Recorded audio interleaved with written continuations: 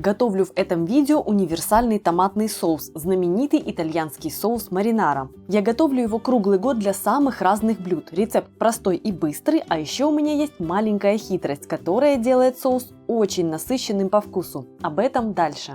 Приветствую вас на моем канале, меня зовут Галина Артеменко. Это базовый итальянский соус, который готовят для того, чтобы смазывать пиццу, для того, чтобы подавать со спагетти, с другими видами пасты. Ну и в целом его можно применять везде, где бы вы использовали, например, кетчуп. Подавать его с какими-то уже готовыми блюдами или же готовить с ним какие-нибудь пельмени, вареники, все, что вам будет вкусно. Если вы готовите этот соус в сезон, что в идеале, то лучше всего использовать готовые свежие сладкие помидоры.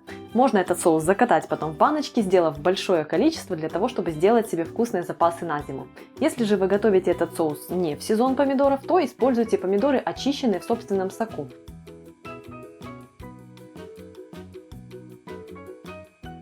Список ингредиентов я оставила в описании под видео. В этом ролике готовлю межсезонный вариант из томатов в соку. Ингредиенты пишу и так, и для свежих помидоров.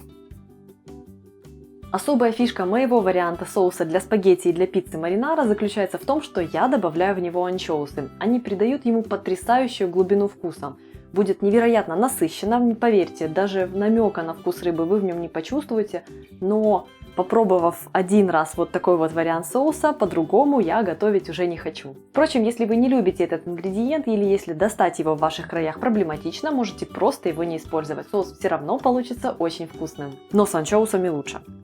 Первый этап – нарезка. Грубо рублю чеснок. Так как соус затем я измельчаю для гладкой текстуры, то особо с нарезкой не стараюсь.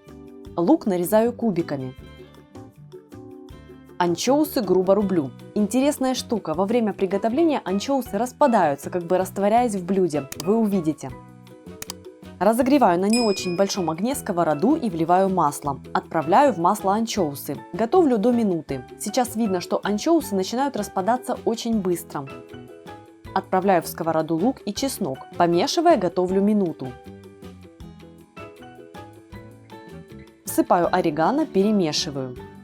Добавляю черный перец. Солить буду в конце. Готовлю еще минуту-две. Отправляю в сковороду помидоры. У меня тут целые помидоры в соку. Раздавливаю их лопаткой. Если помидоры кусочками, то просто выливаю. Перемешиваю и довожу до кипения. Убавляю огонь и оставляю булькать. Сейчас видно, что соус довольно жидкий, нужно выпарить его и загустить. В зависимости от помидоров и их сочности это может занять разное количество времени, так что тут на время не ориентируюсь, смотрю на сам соус. Когда я готовлю соус из свежих помидоров, то я их предварительно обдаю кипятком и снимаю кожицу, а затем нарезаю кубиками. И когда отправляю их в сковороду, добавляю ложку томатной пасты для насыщенности. Если помидоры не очень сочные, вначале можно также влить немного воды, чтобы помочь им размягчиться.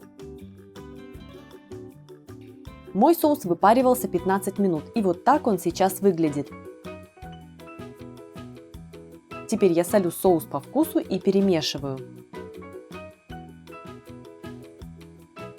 Даю соусу маринара немного остыть и перекладываю в блендер. Можно также использовать и погружной. Тщательно измельчаю соус до однородности. Если у вас есть желание приготовить этот соус с запасом в разгар сезона помидоров, то его можно без проблем закатать в банки, и он будет прекрасно храниться. Для этого после измельчения соус нужно будет довести до кипения, разложить по стерильным баночкам и укупорить. В общем, все стандартно для консервации.